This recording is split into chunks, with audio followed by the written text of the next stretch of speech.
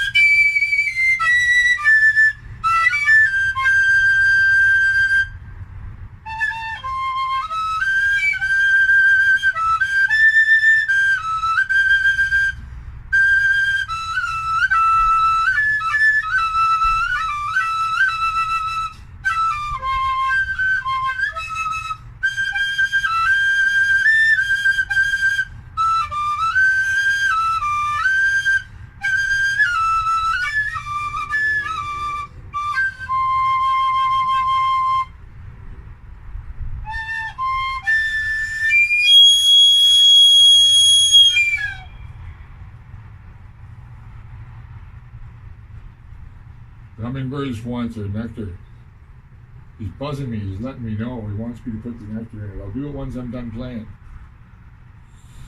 So while I was playing that, and that was kind of for the days of the original British Columbia, the capital of which was right over there across the river in Derby. Old Fort Langley was right there. And this river, at one point that I'm looking at, was busier than the Mississippi in the terms of the number of steamboats on it between the straits from New Westminster and up to Yale, which was the head of river Yale. Yale was the head of river navigation, and later Douglas at the head of Harrison Lake. Those days passed quickly. They passed quickly. Roads superseded it, and then the railway came in the 1880s, which was a long time later. The early British Columbia, before the railway, was a different world. The history of British Columbia is sadly forgotten, but very interesting. But the days of that time, anyway, so I'm looking at the panoply of the sky, the different layers of cloud, and the different layers of weather, and the nice weather up above, and the different layers of system that are going on, and the sun is setting in this, whatever the weather vortex is that's going on right now. There is one. Kind of static, I think. Wet, blood this morning, but this was, steamboat country and giant forests. This was where I would have been giant hemlock, giant spruce, giant, like 10, 15 feet thick. For miles. All through here, up and down the river. So now I'm being the young professor. Right, so now this is the young professor talking, right? That this whole country here, other than areas of deciduous along the river, a lot of these deciduous here are newcomers.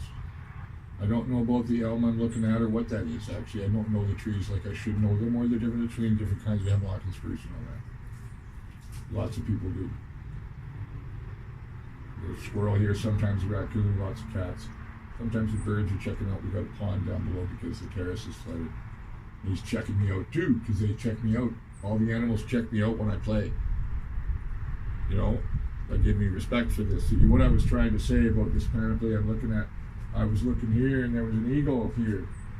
And I knew he was listening to me. He could hear everything. He just circled for a little bit listening, And he just went off. He just soared like this, and riding on the music, for me, and showing me, because I've seen this before with the eagles.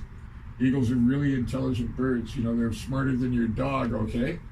Right? Like, they're really smart. They're big-brained, They're not stupid. Same with falcons and stuff, right? Their hawks are super smart.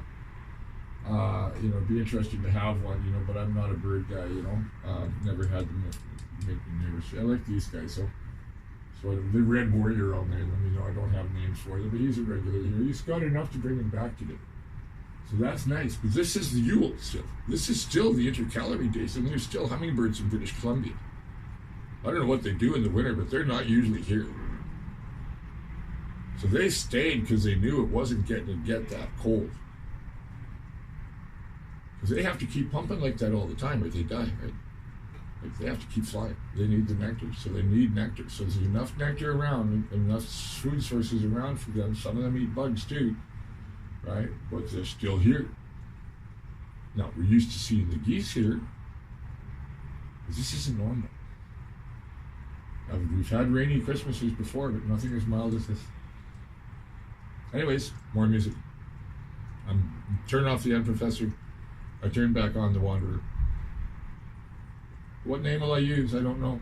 What name will they give me? I don't know. But I know I sat for this at various places. I got invited to Aspen, Florida. I got praise at Delphi. I got at Coast, and I've played around the heights of Corinth, and, in the mountains and the canyons of British Columbia, and on by the sides of the highways up and down, all around North America. And I had them with me in my travels, and that's a long story. Is that ever a long story? My travels. Such an interesting euphemism. Such an interesting euphemism. So this is my Watson. This is my new friend. Let me see if I can play my tale for the Westwardman, the Westman, who is Farfair, as Farley Mowat named it, and he doesn't see the context that I do. He's really contentious books because he's just dismissed as a fabulous deal. Wrote some fiction and some rather extreme historical stuff. West Viking is one. But he went to other sagas than the usual Vinland and Greenland sagas. You know, he went to all the others and all these little snippets about people landing on a western shore somewhere. There's all this geography hidden in all the rest of the sagas. So there's nothing in the Tainbo Cooley, you know, the Book of the Duncow. There's nothing in the Irish lore like that. And there's really no record. I haven't really looked at the records of St. Brendan to see what's in them, you know. That's all out there. All that foreknowledge of the New World was always out there. They were here already.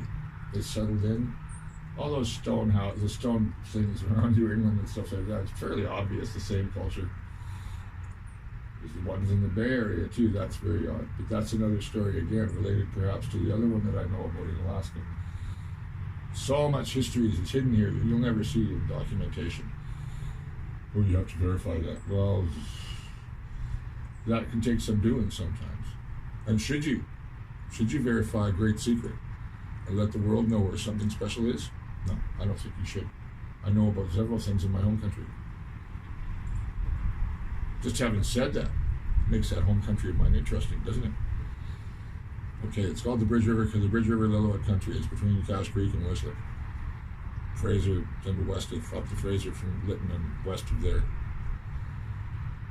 Not what it was, still one of the nicest parts of BC on the dry side of the mountains, but lots of secrets is not quite the right word. Stories, things, places. It has a legendary lore all its own that I would never be able to compile all into one book. And even so, that's without touching any of the family histories. Too deeply anyway. Anyways, music, Michael. Music, you're out here to play music, not to vlog. This is gonna have to get edited.